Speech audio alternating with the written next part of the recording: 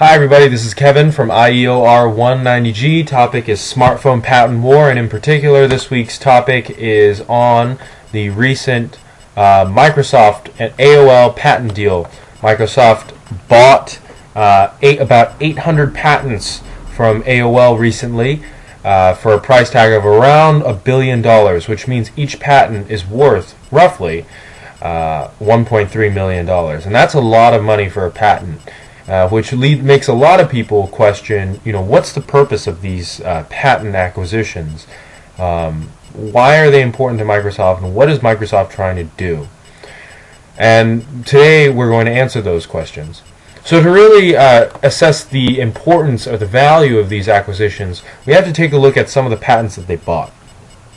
Now, I'm basing most of my research from an article on zdnet.com, which you can find in the description. If you take a look at these patents, they weren't actually developed by AOL, but instead developed by Netscape, and AOL simply owns these patents. But if you remember Netscape, one of the first browsers, really a sort of an internet pioneer, we can tell that these patents are very core to internet technology in general. And if Microsoft has these under its belt, it can become really useful having these core internet patents under its belt because it can use these to litigate against some of its competitors by claiming that their technology infringes on these internet patents that Microsoft now has. And depending on your point of view, you can really make a strong case for this. So Microsoft might be able to get some licensing revenue out of these. I'm sure that's what they're trying to do. So some of these patents are very interesting and very integral to the internet experience. Patent number 5657390 is called Secure Sockets Layer, SSL. That's basically SSL technology that you use in pretty much every internet financial transaction. Patent number 7478142 is called Packing Web Browser-Based Applications.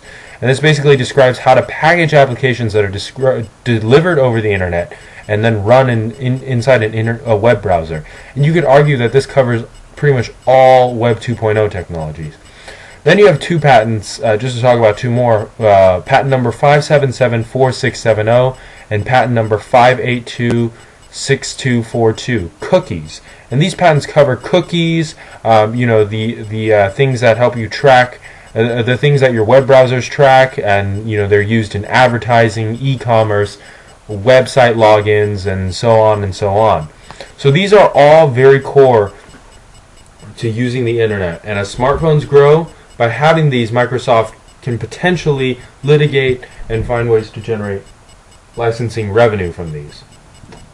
So now, this is related to. So now we can see why these patents are so important to Microsoft, because they have a potential financial benefit from buying all these patents. Now, this is actually related to some of the more recent headlines that have been coming up. Recently, Apple and some other companies bought about 6,000 patents from Nortel. Not too long ago, Google agreed to buy Motorola for about $12.5 billion, and they said patents were the main reason why. And most recently, we have in late March, Facebook buying 750 patents from IBM for an undisclosed sum, and that's crazy. But we can see that there's a reason why these companies are doing this. The trend that we're noticing is that companies, and all of these companies that have been acquiring in these cases, so Apple, Facebook, Google, they're all getting more and more involved in the smartphone patent war.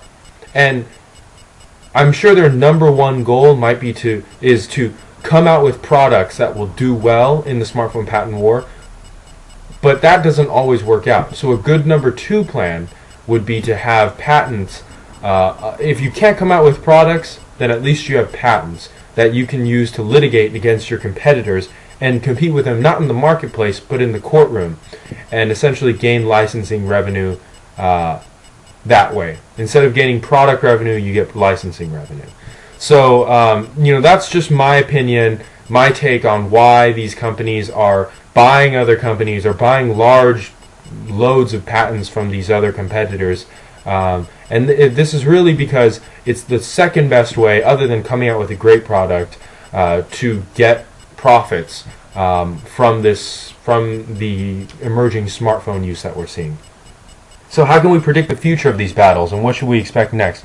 Well, it's hard to tell, but I think a great way to kind of get a sense of what more battles might come is to really look at companies that have a lot of productive patents that relate to the internet or smartphones, but don't really use them. AOL is a great example. They had a lot of patents, but they didn't really, they weren't really using these Netscape patents to the fullest all the time. And so looking for companies like these might be a good indicator of what to come next. Otherwise, that's all I have for this week. I'll talk to you next week. Have a great one. Bye.